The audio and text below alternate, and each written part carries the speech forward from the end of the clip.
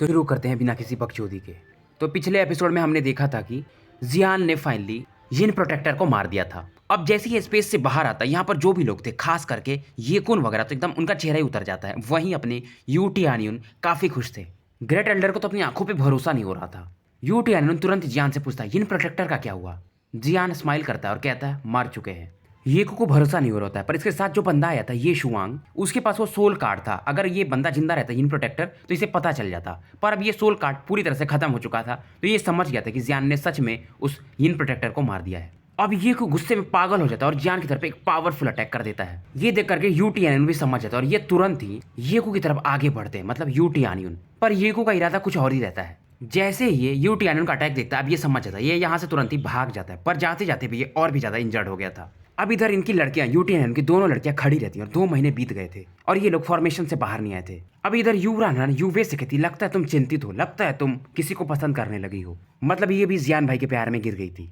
युवे तुरंत ही कहती, नहीं नहीं, मैं डैडी और ग्रेट एल्डर की चिंता कर रही हूँ। अब ये दोनों मतलब वुमेन इस समय बात कर रही होती, तभी जो इनके आसपास का स्पेस था ट्रेम्बल करता है और फाइनली यहाँ पर कई सारे लोग बाहर आ जाते हैं। जैसे ये लोग देखती है अपने फादर को, देखती है काफी ज्यादा इंजर्ड थे, पूछती है आपको हुआ क्या। अब यहाँ पर जो इनकी हेल्प करने के लिए यानिया आए थे ये वापस लौट जाते हैं इनको ग्रीट करके। अब जियान भी कहता है मैं भी थक चुका हूँ, तो मैं थोड़ा आराम करना चाहूंगा। इसके बाद युवे मतलब जियान वगैरह को लेकर यहाँ से निकल जाती है। अब यूटियानियन भी समझ गए थे ये जियान कितना ज्यादा पावरफुल है। इनके बगल में यूरान रहती है। जब ये बताते हैं कि जियान ने एक 3 स्टार डाउजियान के पीक के आसपास के बंदे को हरा दिया है, तो इसको तो मानो पैरों तले जमीन खिसक जाती है। इनकी बात सुनकर के ग्रेट एल्डर भी थोड़ा स्माइल देते हैं। युवे जियान को मतलब एक कमरे पर लाकर छोड़ देती है। उसके बाद जियान यहाँ पर तुरंत ही कमरा बंद करके मेडिटेट करना शुरू कर देता है। अदर सीन शिफ्ट होता है और येको वगैरह को दिखाया जाता है। येको निराश था क्योंकि इनके पास काफी अच्छा मौका था यूटियानियन वगैरह की फैमिली को खत्म करने का, पर बीच में ये बंदा जियान कहां से आ गया। अभी लोग बात कर रहे थे तभी यहाँ पर यूटियानियन भी आ जाते हैं अपनी फैमिली के पावरफुल लोगों के साथ। इन्हें देख करके ये लोग भागने लगते, खास करके येको तुरंत अपने बेटे ये शेंग को लेकर के यहाँ से भागने लगता और कहता है जब फ्यूचर में मैं आऊंगा तो मुझे याद रखना, मैं तुम्हें जिंदा नहीं छोड़ूंगा। और ये लोग सीक्रेट पासेज से दूर निकल जाते हैं। अब येको मतलब अंदर निकल ही रहा था, तब ये देखता है कि ये शुआंग और ये युंकिंग यहाँ पर अरेस्ट हो चुके थे पहले ही। येको खुद को ब्लास्ट करने की कोशिश करता, पर यूटियानियन एक पावरफुल स्लैब से इसको खून की उल्टी करा देते हैं और फाइनली मतलब ये लोग कैप्चर हो जाते हैं। इधर 10 दिन और बीत जाते हैं। हालांकि अभी 2 महीने बचे थे, मतलब ईस्टर्न कॉन्टिनेंट के कंपटीशन होने में, यानी डोंगझोउ के शुरुआत में। पर जियान अभी भी बाहर नहीं आया था, तो यहाँ पर युवे थोड़ा चिंतित थी और इसके बगल में यूरान खड़ी रहती है। अब इधर जियान फाइनली काफी दिनों के बाद अपनी आंखें खोलता है। अब सोलिटर भी कहते हैं जब तुम डोंगझोउ के टेरिटरी में एंटर कर जाओगे, वहां पर काफी अच्छे सेक्ट्स हैं, तो तुम्हारा स्ट्रेंथ इतना बढ़ गया रहेगा कि तुम जायो क्लैन की मिस्ट्रीज के बारे में जान सकोगे। जियान भी इनकी बात से सहमत था। इसके बाद जियान के मन में एक ही इरादा था कि ये जुआनलिंग कॉन्टिनेंट लौटेगा और अपने पुराने दोस्तों से जरूर मिलेगा। अब फर्स्ट एल्डर यहाँ पर आते हैं और जियान को देख करके काफी खुश थे। यूटियानियन भी जब जियान यहाँ से बाहर निकलता है, इनके पास जाता, तो ये फील करके हैरान थे। जियान का ऑरा पहले से थोड़ा बढ़ चुका था। ये जियान से कहते हैं क्योंकि तुम्हारे साथ मेरी दोनों बेटियां भी जा रही हैं, तो उम्मीद करूंगा कि तुम उनका ध्यान रखोगे।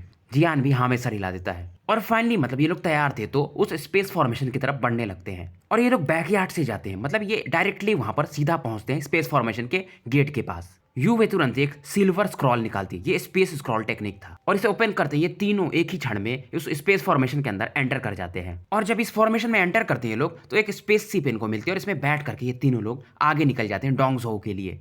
अब इधर जियान इस स्पेस शिप के ऊपर पे खड़ा रहता है। थोड़ी समय बाद यूरान आती है। ये ब्लू कलर के स्कर्ट पहनी हुई थी और इसके कर्वी फिगर को साफ देखा जा सकता था। ये जियान की तरफ देखती है और धीरे आवाज में बोलती है तुम अभी तक सोए नहीं। जियान बोलता है कुछ पर्सनल मैटर है, क्योंकि इसको अभी कई सारी चीजें याद थी। पहले तो यिंगिंग को रिवाइव करना, दूसरा लॉर्ड सोलिटर को हील करना, और तीसरा वो जो लड़की इससे मिली थी जिससे जियान ने 100 साल का एग्रीमेंट किया था, उससे मिलना, प्लस जूनियर को ढूंढना और जायो क्लैन की मिस्ट्रीज को ढूंढना। मतलब इसके पास कई सारे चिंताएं थी इस समय। अब यूरान तुरंत ही जियान से कहती है मेरे हिसाब से तुम घोष रियल्म के नहीं हो। ये सुनकर जियान थोड़ा सरप्राइज हो जाता है। ये कहती है तुम टेंशन मत लो, ये मेरे कुछ छोटे मोटे स्किल्स हैं। और ये बताती है कि हम लोग भी घोष वर्ल्ड के नहीं हैं, हम भी ह्यूमंस के ही टाइप के हैं, पर हमारे पास कोई जगह नहीं था, इसलिए हम घोस्ट वर्ल्ड आ गए और हमें नॉर्मल जो घोस्ट वगैरह है वो डिटेक्ट भी नहीं कर सकते। जियान को थोड़ा ज्ञान देने के बाद ये यहाँ से चली जाती है, पर इसकी बातों से जियान को मन को भी थोड़ा सुकून मिलता है। इस समय जियान बेड पर पड़ा हुआ था और सोचता है शायद अब हम लोग डोंगझोउ पहुंचने वाले हैं, पर कोई हलचल क्यों नहीं हो रही है। अब जब ये देखता है कि ये स्पेस शिप अब रुकने लगी है और इसकी जो दोनों सहेलियां साथ में आई हुई हैं ये उतरने लगी है, तो ये समझ जाता है। अब जियान काफी तेजी से एग्जिट की तरफ बढ़ता है। शुरुआत में इसको थोड़ा प्रेशर फील होता है, पर जैसे ये बाहर निकलने लगता है मानो जो स्पेस प्रेशर था धीरे धीरे गायब होने लगता है और यहाँ पर इसे काफी रिच स्पिरिचुअल एनर्जी फील होती है। तभी जियान जब आगे बढ़ता है तो इसे एक स्पेस फॉर्मेशन दिखता है। यहाँ पर एक ओल्ड मैन मोयू खड़े रहते हैं और यही इस मतलब फॉर्मेशन के लीडर थे। ये जियान वगैरह कहते हैं मुझे मालूम है तुम ईस्टर्न कॉन्टिनेंट के कंपटीशन के लिए आए हो, है ना। इनका भी स्ट्रेंथ 3 स्टार डाउ जियान के लेट स्टेज में होता है। मोयू स्माइल करते हैं और यू रान रान से पूछते हैं कि यूंकिंग कैसे हैं। ये भी स्माइल करती है और बताती है सब बढ़िया है। अब ओल्ड मैन कहते हैं तुम लोग टेंशन मत लो, मैंने तुम लोग का सभी जुगाड़ कर दिया है। अब जहाँ पर टेस्ट रजिस्ट्री होने वाली थी, जियान वगैरह यहाँ के लिए निकल जाते हैं। मोयू एक चीज नोटिस करते हैं कि ये जो लड़की यूवे थी बार बार जियान पर देख रही थी। यू रान रान भी समझ जाती है, ये बताती है मोयू को कि इस लड़के का नाम जियान है और ये हमारे मतलब फादर ने इसको अभी जस्ट अल्केमिस्ट के रूप में रिक्रूट किया है। अल्केमिस्ट का नाम सुनते ही मोयू भी एक बार को चौकन्ने हो जाते हैं, क्योंकि घोस्ट वर्ल्ड में अल्केमिस्ट मतलब बहुत कम ही होते थे। अब मोयू से जियान बातें करने लगता है और मोयू इसको इस जगह के बारे में बताना शुरू करते हैं और कहते हैं कि हम जहाँ पर फिलहाल हैं ये ली हुन टेरिटरी में आता है और इस जगह का नाम यिन हुन टियान है और ये चारों कॉन्टिनेंट के सेंटर में तुम बोल सकते हो। और तुम ऐसा बोल सकते हो कि यिन हुन टियान के सबसे ईस्टर्न वाले पार्ट में है और इसी को बाहरी लोग डोंगजोऊ भी कहते हैं। फिर ये बताते हैं ईस्टर्न पार्ट में एक ही पावर है जो ज्यादा डोमिनेट करती है। जियान इनकी तरफ क्यूरियसली देख रहा था और इसका नाम है फोर्जिंग नाइफ थंडर वैली। जियान को समझ में आता है शायद ये वेपन बनाने वाले कोई संगठन हो सकता है। जियान तुरंत ही मोयू से इनके स्ट्रेंथ के बारे में पूछता है और ये बताते कि यहाँ के जो थंडर वैली के मालिक हैं उनका जो फोर्जिंग स्किल है यानी वेपन्स बनाने का नेक्स्ट लेवल है, मतलब बाप लेवल पर है वो, और उनको एक इंजीनियस माना जाता है। अब जियान इनकी बात गौर से सुन रहा था और ये बताते कि इस बार जो कंपटीशन होने वाला है वो थंडर रियल में ही होने वाला है, थंडर वैली के, और रजिस्ट्रेशन के बाद तुम लोगों को जहाँ ठहरना है वो थंडर रियल में ही है। अब मोयू तुरंत ही मतलब एक स्क्रॉल पटकते हैं और इसमें से एक चील निकलता है। इस पर बैठ करके ये चारों लोग निकल जाते हैं रजिस्ट्रेशन के लिए और फाइनली ये लोग थंडर सिटी में प्रवेश कर जाते हैं। और थंडर सिटी में मतलब alchemist association, mercenary union, makers association वगैरह वगैरह सभी चीजें थी। और इसी थंडर सिटी के बाहर में एक लीचेंग करके जगह था। जब भी ईस्टर्न कॉन्टिनेंट का कंपटीशन होता था तो यहाँ पर कहीं ज्यादा मतलब चहल पहल रहती थी। और फाइनली जियान वगैरह इसी लीचेंग सिटी में पहुंच जाते हैं। जियान की नजर इस सिटी पर जाती है, इसके आसपास थंडर बोल्ट मानो बिजली चारों तरफ से इसे घेरी हुई हो। और ये जो जगह था ना, जुआनलिंग रॉयल फैमिली के जो जगह रहती है उससे 10 गुना ज्यादा बड़ा होता है। मोयू बताते कि अभी भी कंपटीशन शुरू होने में 1 महीने बाकी हैं। अब मोयू मतलब इन 3 लोगों को साथ लेकर जा रहे होते हैं और ये जैसे ही चील पर से उतरते हैं आगे बढ़ने के लिए, एक मैन स्माइल करता है और कहता है लॉर्ड मोयू आप मतलब खुद क्यों आए हो। मोयू स्माइल करते हैं और कहते हैं कि इन तीनों का मेरे से काफी गहरा रिलेशन है, इसलिए मैं इन्हें अकेला नहीं छोड़ सकता था। और सामने जो बंदा पूछ रहा था ये थंडर वैली का था। इसका नाम डू यू होता है। डू यू मतलब सभी को लेकर जाने लगता है रजिस्ट्रेशन के लिए। जियान देखता आगे बढ़ रहा था, यहाँ पर कई सारे एप्लीकेंट्स आए थे रजिस्ट्रेशन के लिए, मतलब एक कंपटीशन काफी भयंकर होने वाला था। तभी मतलब डुआन यू कहते हैं इतने लोग रजिस्टर कर रहे हैं पर इनका स्ट्रेंथ अगर काफी नहीं रहेगा तो ये वैसे ही रिजेक्ट कर दिए जाएंगे। मिनिमम जो लेवल है इस कंपटीशन में भाग लेने के लिए वो 1 स्टार डाउ जियान का होना चाहिए। अब जियान वगैरह सिटी लॉर्ड के मैंसन की तरफ बढ़ रहे थे। अब ये लोग जब आगे बढ़ते तो एक वुडन दरवाजा आता है। जब ये दरवाजा खुलता है तो मोयू की नजरें जाती है। यहाँ पर एक ओल्ड गाय बैठा हुआ था, इसका नाम था डुआन फेंग। ये दोनों शायद पुराने मतलब साथी होंगे। डू यू तुरंत ही मोयू से कहते आप बाहर रहिए और हमें इन तीनों बच्चों का रजिस्ट्रेशन करने दीजिए, आपको मालूम है कि डुआन फेंग कैसे हैं। तो फिलहाल मोयू बाहर बैठ जाते हैं और जियान वगैरह को लेकर के डुआन फेंग की तरफ बढ़ जाते हैं। अब डुआन फेंग को पता चल जाता है कि ये लोग मोयू के लोग हैं और एक लेजी वॉइस से बोलते हैं ठीक है अंदर आ जाओ। पर मोयू का नाम सुनने के बाद डुआन फेंग का जो थोड़ा चेहरा रहता है, ऑरा रहता है, थोड़ा बढ़ जाता है, पर इसके प्रेशर को जियान अपने सोल पावर से रोक देता है। और डुआन फेंग भी कहता है अच्छा तो इस बार कुछ तो इंटरेस्टिंग लोग आए हैं यहाँ पर। अब डुआन यू भी जियान के सोल पावर में चेंज देखकर हैरान था। हालांकि मोयू और डुआन फेंग अच्छे दोस्त थे पर ये लगातार एक दूसरे से फाइट करते रहते थे। तो क्योंकि ये लोग मतलब मोयू के द्वारा लाए गए हैं तो जरूर डुआन फेंग इन्हें टेस्ट करेंगे, इसलिए अपने ऑरा को रिलीज किए थे।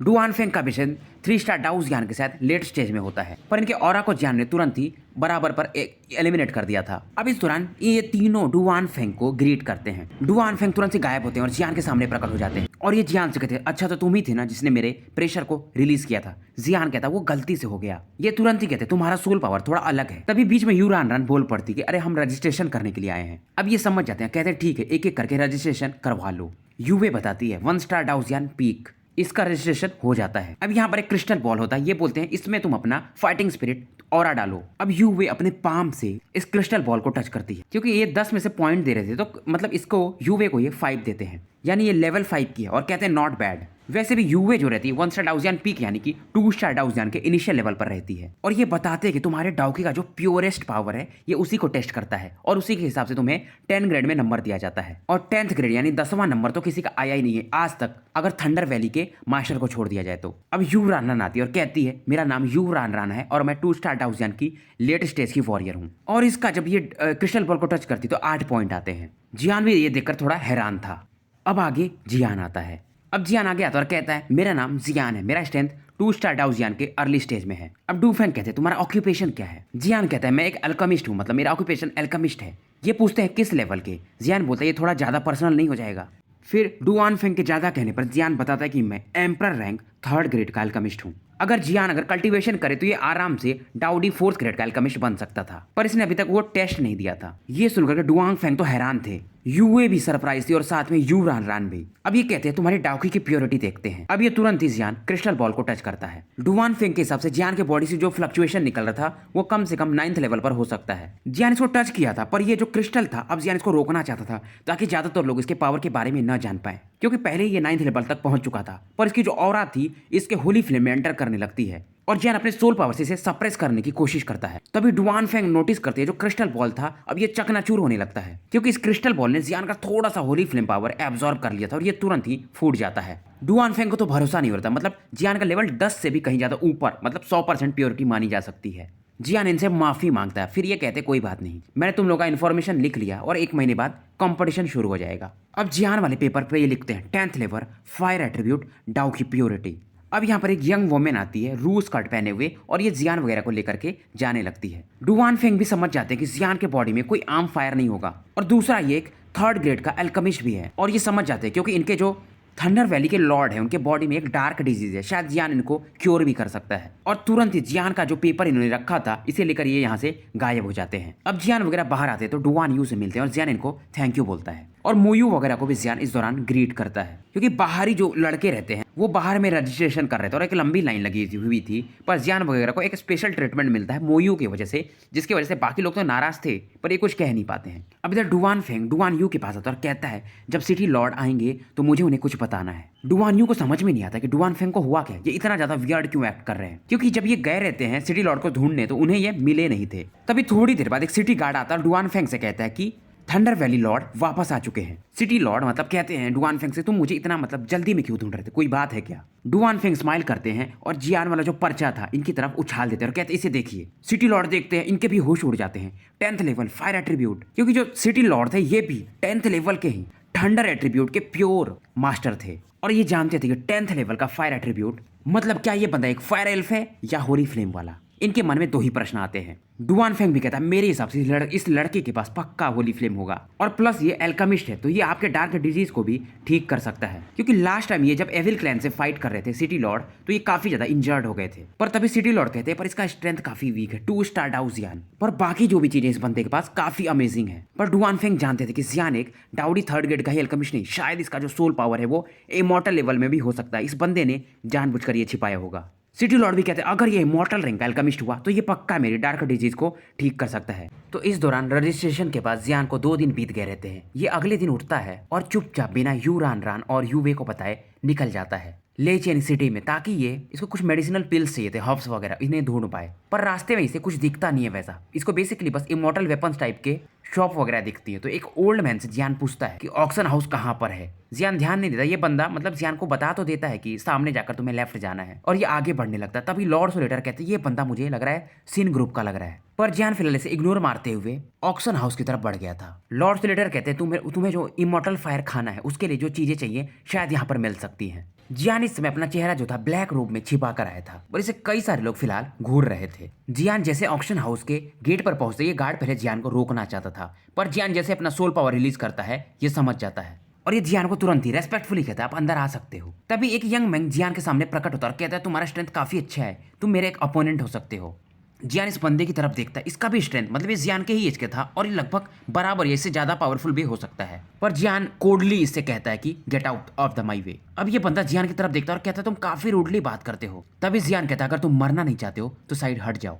जियान इसे इग्नोर मारते हुए ऑक्शन हाउस के मेन द्वार पर बढ़ जाता है। बेसिकली जो ग्रे रोब्ड मैन था जिसने अभी जियान को रोका था ये अल्केमिस्ट एसोसिएशन का एक जीनियस माना जा सकता है। अब ये ग्रे रोब मैन स्माइल करता है, उसके बाद ये भी यहाँ पर कुछ लेने आया था, निकल जाता है। जियान जैसे ऑक्शन हाउस के अंदर एंटर किया था यहाँ पर कई सारी मेडेड थी। जियान से पूछने लगते हैं आपको चाहिए क्या। जियान इससे कहता है मुझे कुछ मेडिसिनल हर्ब्स चाहिए। ये पूछती है कौन सा। जियान इसको इशारा करता है, ये समझ जाती है। जियान को ये अंदर वाले एरिया में ले जाती है। अब ये मेड जियान को अंदर वाले एरिया में जियान जब एंटर करता है तो इसे जो हॉल दिखता है ये काफी शानदार था और यहाँ पर एक से एक मेडिसिनल हर्ब्स पड़े हुए थे। पर जियान खांसता है और कहता है, इस समय ये मेड स्माइल कर रही थी, पर जियान जैसे इसको कुछ हर्ब्स लिख कर देखता है, ये बंदी जब उस हर्ब्स को पढ़ती तो ये हैरान हो जाती है। इसके होश ही उड़ जाते हैं क्योंकि इसमें लिखा हुआ था heart suppressing grass, 1000 year old cold iron, 10,000 year mysterious ice, deep sea reef muff. Jian इसके चेहरे को पढ़ता है और कहता है, क्या कुछ गड़बड़ है क्या? ये तुरंत ही कहती, मैं अपने टॉप ऑफिशियल्स को बताती हूँ क्योंकि ये मेरे अंदर में नहीं है। इसको मालूम था जियान जो हर्ब्स मांग रहा है ये काफी टॉप लेवल के हर्ब्स हैं।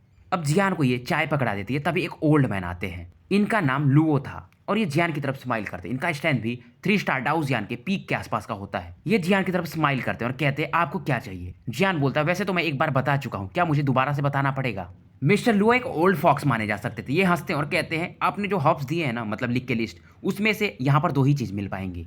उसमें से पहले का नाम हार्ट सप्रेसिंग ग्रास है और दूसरे का डीप सी रीफ मड। जियान के अंदर इमोशंस तो था, पर ये फिलहाल इन्हें सप्रेस करके कहता है, जो भी मिल जाए कृपया ला दीजिए। अब ये ओल्ड मैन जाने तो लगता है लेने के लिए सामान, पर ये सोचता है क्योंकि जियान ने जो हर्ब्स मांगे वो 5th ग्रेड के इमॉर्टल लेवल के मेडिसिनल पील बनाने के लिए चाहिए। और इसको मालूम था कि पूरे ईस्टर्न कॉन्टिनेंट में केवल 2 ही लोग हैं जो 5th लेवल के अल्केमी को यानी पील को रिफाइन कर सकते हैं, पर ये शायद उनका डिसाइपल भी नहीं है। तो ये बंदा है कौन? पर फिलहाल ये इन चीज़ों को इग्नोर मार देते क्योंकि इनको बेसिकली बिजनेस करना था। और ये अंदर चले जाते हैं और फिलहाल यहाँ पर जियान बैठकर शांति से चाय पी रहा होता है। जियान को बेसिकली ये हर्ब्स चाहिए थे इमॉर्टल लेवल के सोल पावर को, सॉरी इमॉर्टल फायर को, होली फ्लेम को खाने के लिए, जो कि टॉप 20 लेवल का एक होली फ्लेम था। अब जब लुओ वेयर हाउस की तरफ बढ़ते हैं तो यहाँ पर एक लेडीज रहती थी, इसका नाम था फेंग, और ये बहुत ही ज्यादा लुओ से चिढ़ती थी। ये कहती, तुम यहाँ पर क्या कर रहे हो? लुओ कहते हैं, मेरे पास जब तक काम नहीं रहता मैं आता नहीं हूँ, मैं वैसे भी तुम्हें देखना भी नहीं चाहता हूँ। क्योंकि ये दोनों बड़ी फैमिलीज के रहते हैं, पर इन दोनों में हमेशा ही मतलब नोक झोंक चलते रहती थी। अब लुओ बताते हैं कि यहाँ पर एक अल्केमिस्ट आया हुआ है और मेरे हिसाब से शायद वो इमॉर्टल लेवल का सोल पावर वाला बंदा है, इसीलिए मैं यहाँ पर ये हर्ब्स लेने आया हूँ। और ये जो हर्ब्स इस पर लिखे रहते हैं फैंग को पकड़ा देते हैं। फैंग जैसे ही पढ़ती है इसके भी एक बार मानो पैरों तले जमीन खिसक गई हो। पर फैंग कहती है, तुम मुझे बेवकूफ तो नहीं बना रहे हो? क्या सच में यहाँ पर एक अल्केमिस्ट आया है जो कि इमॉर्टल लेवल पावर वाला है? लुओ कहते हैं, तुम्हें मानना है तो मानो, नहीं तो जो करना है वो करो, पर फिलहाल मुझे हर्ब्स ला कर दे दो। इधर जियान वेट करके पागल हो गया था क्योंकि काफी समय बीत गए थे। अब इसको गुस्सा भी आ रहा था, तभी इधर फैंग जो मेडिसिनल हर्ब्स थे दोनों लुओ को ला करके दे देती है। और लुओ थोड़ी देर में जियान के पास आते हैं और कहते हैं, मतलब वेट कराने के लिए माफी चाहूंगा। अब ये जियान को ये दोनों हर्ब्स देते हैं और साथ में एक ट्रे भी देते हैं जो इनको प्रोटेक्ट कर रहा था आइस बैरियर बना करके। जियान समझ जाता है ये बंदा इनको ये आइस ट्रे इसलिए फ्री में दे रहा है ताकि ये जियान से एक अच्छा रिश्ता बना सके। और इन दोनों मेडिसिनल हर्ब्स का दाम ये 100 मिलियन गोल्ड कॉइन बताता है, क्योंकि जियान के हिसाब से इसका दाम 200 मिलियन होना चाहिए था, पर दोस्ती के कारण क्योंकि जियान एक अल्केमिस्ट है तो ये इसको कम दाम में दे रहा था। जियान फाइनली ये हर्ब्स इससे लेता है, इसको थैंक यू बोलता है, उसके बाद यहाँ से निकलने लगता है। वहीं लॉर्ड सोलेटर जियान से कहते हैं कि तुम्हें फिलहाल अब डाउडी 4th ग्रेड का यानी इमॉर्टल 4th रैंक का अल्केमिस्ट के लिए अल्केमिस्ट एसोसिएशन में जाकर के टेस्ट दे देना चाहिए। हालांकि इससे तुम अपने लिए थोड़ा खतरा भी मोल लोगे, क्योंकि जब सभी को पता चल जाएगा कि तुम 4th ग्रेड के अल्केमिस्ट हो तो काफी लोग तुम्हारी तरफ आकर्षित होंगे। और ये जो लड़की रहती है फैंग, ये इतना तो समझ जाती है क्योंकि जियान ने जो भी हर्ब्स मांगे हैं वो एक फ्लेम स्पिरिट के लिए चाहिए रहता है, यानी कि फ्लेम को डेवोर करने के लिए या उसकी पावर को सप्रेस करने के लिए। तो क्या ये बंदा होली फ्लेम, इसके मन में ये जैसे ही आता है ये भी काफी ज्यादा चौकन्नी हो जाती है, क्योंकि होली फ्लेम का नाम आते ही कोई भी मतलब हैरान हो ही जाता था। पर फिलहाल इस चीजों को ये भी इग्नोर मार देती है कि इसको क्या करना है इससे। इधर सीन शिफ्ट होता है और जियान अल्केमिस्ट हॉल की तरफ बढ़ने लगता है। वहीं थंडर वैली के लॉर्ड को दिखाया जाता है। ये एक मतलब स्टोन स्क्वायर बना हुआ था, उसके बीच में बैठे हुए थे और इनका जो आर्मर था वो सिल्वर कलर का था और इनके आसपास 8 और कुर्सियां लगी हुई थी, क्योंकि थंडर वैली मास्टर यानी कि पवेलियन मास्टर ने ये बाकी 8 लोगों को बुलाया था। इसलिए ये लोग थोड़ा चिंतित थे कि मतलब अचानक से ऐसा क्या हो गया कि थंडर वैली मास्टर ने इन लोगों को बुलाया है, क्योंकि ये लोग कोई और नहीं बल्कि auction house, alchemist association, mercenary union, wooden pavilion, blood cloth sect, the 6th holy religion, ice soul palace और फेंगहुआ वैली, ये सभी लोगों के ये लोग टॉप मास्टर रहते हैं। और जो अल्केमिस्ट एसोसिएशन के मास्टर आए थे उनका तो स्ट्रेंथ 4 स्टार डाउजियन पर होता है, पर इनकी जो अल्केमी लेवल थी ये 5th लेवल के इमॉर्टल रैंक के अल्केमिस्ट थे। तो इतने पावरफुल लोग को इन समय थंडर वैली के मास्टर ने इकट्ठा किया था और ये लोग काफी चीजें डिस्कस कर रहे थे। फिलहाल ये जो 9 लोग थे इनमें से 3 लेडीज भी थी और 6 पुरुष थे। अब थंडर वैली के मास्टर उस सीनर को दिखाते जिसको अभी इन्होंने थोड़ी देर पहले मार दिया था कुछ समय पहले और यहाँ पर लाकर रखा था। ये वही सीनर था जिसका स्ट्रेंथ 3 स्टार डाउ जियान के पीक पर था और ये जियान को जब रास्ता बता रहा था तो इसकी नजर जियान पर थी, पर थंडर वैली के मास्टर ने इसे पहले ही फील कर लिया था, इसलिए इसे मार देते हैं। अब ये सभी लोगों को बताते हैं कि ये बंदा जो है ना, ये जो सीनर, ये उस लड़के पर नजर बनाया हुआ था जो यहाँ पर आया है इस बार और शायद काफी पावरफुल भी है। तो थंडर मास्टर यही कहते हैं, ये जो सीनर बंदा था जो सीन से थोड़े स्ट्रॉन्गर होते हैं इन्हें सीनर कहते हैं। इनका मिनिमम स्ट्रेंथ 3 स्टार डाउजियन के आसपास से स्टार्ट ही होता है। तो ये बेहोश था फिलहाल। अब जैसे ये जागता है, थंडर वैली मास्टर कहते हैं इसीलिए मैंने आप लोग को बुलाया है कि ताकि हम इससे इन्फॉर्मेशन निकलवा सके एविल क्लैन के बारे में। अब ये सीनियर कहता है तुम लोग वेट करो, बस हमारे एविल क्लैन वाले आएंगे और जल्दी ही पूरे इस वर्ल्ड को तबाही में बदल देंगे। इसकी एरोगेंट वॉइस को सुन करके अल्केमिस्ट एसोसिएशन के मास्टर गुस्सा हो जाते हैं और अपने डेजलिंग सोल पावर से इसकी बॉडी को सप्रेस करने लगते हैं। ऑक्शन हाउस के मास्टर भी कहते हैं कि अल्केमिस्ट मास्टर आप तो अपने सोल फोर्स से शायद इसके अंदर की मेमोरी को देख सकते हैं, तो कृपया यही कर दीजिए। अब ये अपने सोल पावर से जब ये सीनर की जो ब्लैक औरत थी इसको दूर फेंक देते हैं तो इस सीनर का काफी हैंडसम फेस इस समय दिखने लगता है। बेसिकली एक ये ह्यूमन बीइंग ही था पर ये एलियन रेस के लिए वर्क कर रहा था और इसके लिए एविल क्लैन वालों ने इसको अपना एविल ऑरा दिया हुआ था। अब ये इस चीज को इग्नोर मारते हैं और इसके बॉडी में और फाइनली इसके माइंड की तरफ बढ़ने लगते हैं अपने सोल पावर से। पर जैसे इसके ये माइंड में एंटर करते हैं एक ब्लैक ऑरा आसमान में चारों तरफ घूरने लगती है, मतलब घूमने लगती है और इस डार्क क्लाउड में से एक आवाज आती है, डुआंटिन हॉक तुम लोग काफी यहाँ पर अच्छे मजे कर रहे हो। थंडर वैली भी जब बादल में उस पावर को फील करते हो कहता है ये काफी स्ट्रॉन्ग बंदा है एविल रेस का। अब ये एविल बंदा जो ऊपर आसमान में आया था ये कहता है बस मैं यहाँ से जा रहा था पर मैं तुम्हें वार्निंग पहले से दे दूं। ये कहता है तुम लोग गलत साइड में हो, याद रखना तुम्हारा घोस्ट वर्ल्ड भी कुछ ही समय में खत्म हो जाएगा, तो उम्मीद करूंगा कि तुम सही साइड चुन लोगे। इतना बोलने के बाद ये जो डार्क ऑरा थी यहाँ से गायब हो जाती है। पर इस बंदे के बस प्रकट होने मात्र से जो 8 लोग थे सप्रेस हो गए थे अगर छोड़ दिया जाए थंडर वैली मास्टर को, तो क्योंकि ये 8 लोग 4 स्टार डाउजियन पर थे और plus thunder valley master 5th star Daojian पर, फिर भी मतलब ये 8 लोग सप्रेस हो गए थे। अब इधर इस सीनर को ये लोग पूरी तरह से खत्म कर देते हैं। अब ये लोग भी प्लान डिस्कस करने लगते हैं क्योंकि सीनर हो सकता है इनके क्लैन पर भी यानी थंडर वैली पर भी अटैक कर सकता है। पर इधर जब जियान को दिखाया जाता है कि अल्केमिस्ट एसोसिएशन की तरफ बढ़ रहा था पर यह भी आसमान में जब उस ऑरा को फील करता है तो लॉर्ड सोलिटर कहते हैं कोई तो दुनिया का यानी बाहरी दुनिया का एविल रेस वाला बंदा यहाँ पर आया है और ये उसका ओरिजिनल बॉडी भी नहीं है, उसका पास एनर्जी क्लोन मात्र है पर इतना पावरफुल है कि थंडर वैली को एक बार में खत्म कर सकता है। और ये जियान को बोलते हैं शांति से तुम फिलहाल अल्केमिस्ट एसोसिएशन की तरफ निकल जाओ। और इधर ये एविल ऑरा भी तो वैसे भी डिसअपियर हो चुका था। ये बताते हैं कि ये जो बंदा था एविल क्लैन वाला इसको लाइट डेमन कहा जाता है और ये ली सोल डोमेन के जो मास्टर हैं उनके साथ काफी अच्छा रिलेशन है इसका। अब जियान फाइनली अल्केमिस्ट एसोसिएशन के ये मेन गेट पर पहुंचता है। यहाँ पर 5 लोग खड़े थे पर जैसे ये एक कदम आगे बढ़ाता है अंदर रखने के लिए यहाँ पर एक स्ट्रॉन्ग सोल प्रेशर इसे फील होता है पर जियान इसको इग्नोर मारता है और आगे बढ़ जाता है क्योंकि जियान का सोल पावर आपको पता ही है। तभी जियान इस समय डिप्रेस था थोड़ा क्योंकि आसपास कोई दिख ही नहीं रहा था। तभी एक अचानक से बंदा आता है हैंडसम फिगर और जियान से कहता है मैं आपकी क्या मदद कर सकता हूँ। जियान कहता है मुझे अपना जो एल्केमी लेवल है उसका टेस्ट करना है। इसका नाम जो जियान को अभी रिसीव करने आया या आई रहती इसका नाम कियान ही होता है। जियान कहता है जब मुझे टेस्ट करना है तो ये थोड़ा डिप्रेस हो जाती है। फिर ये पूछती है कि मतलब आपको किस रैंक का टेस्ट देना है। जियान बोलता है 4th rank of immortal rank. ये सुनते ये लड़की और भी ज्यादा शॉक्ड हो जाती है। ये तुरंत ही कहती है मैं अपने वाइस प्रेसिडेंट को बुलाती हूँ। इधर सीन शिफ्ट होता है और इस अल्केमिस्ट एसोसिएशन के ही अंदर में एक बंदे को दिखाया जाता है। ये वही ग्रे रोब्ड मैन था जो जियान से टकराया था मेडिसिनल हर्ब्स वाले मॉल में और ये अपने मास्टर को कह रहा था कि मैं इस बार एक बंदे से मिला हूँ, शायद उसका सोल पावर इमॉर्टल लेवल पर है। तभी ये लड़की कियानिंग यहीं पर आ जाती है और इनका दरवाजा खटखटाती है। यहाँ के वाइस प्रेसिडेंट का नाम टानचेन रहता है, ये इन्हीं के पास आती है। ये 5th लेवल के इमॉर्टल लेवल के अल्केमिस्ट होते हैं और इनका जो शिष्य था जो जियान से टकराया था उसका नाम हुआ फे होता है। अब ये बताती है कि एक लड़का आया है जो मतलब कि इमॉर्टल रैंक का अल्केमिस्ट टेस्ट देना चाहता है। पर जैसे ये शब्द बताती है वो जो लड़का था टानचेन वो इस समय उसको मतलब समझ में आ जाता है शायद ये वही लड़का हो सकता है।